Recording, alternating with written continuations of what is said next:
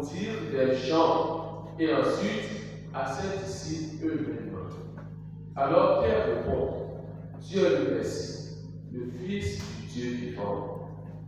Les différentes réponses données dans l'évangile de ce jour sont fonction des explications des uns et des autres.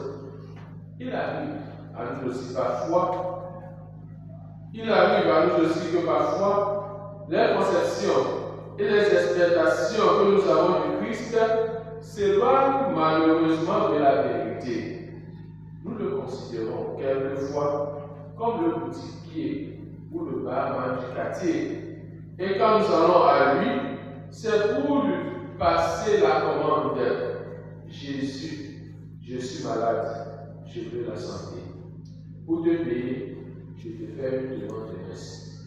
Jésus, je veux réussir dans mon business. Pour te payer, je t'offre une nouvelle. Parfois, nous traitons Jésus comme certains enfants traitent le Père Noël. Nous ne pensons à lui qu'en termes de ce qu'il doit nous donner. Et nous avons bien raison.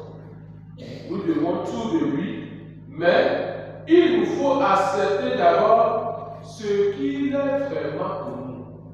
Il nous faut d'abord, avant de faire des demandes à Jésus, il faut d'abord accepter ce qu'il est pour nous, notre Messie, le Sauveur de l'humanité.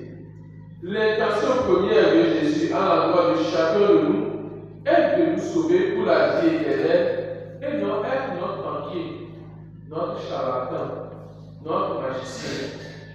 Ce qu'il veut être pour nous, c'est ce compagnon qui nous accompagne dans cette vie jusqu'à la vie éternelle, quelles que soient les situations que nous traversons.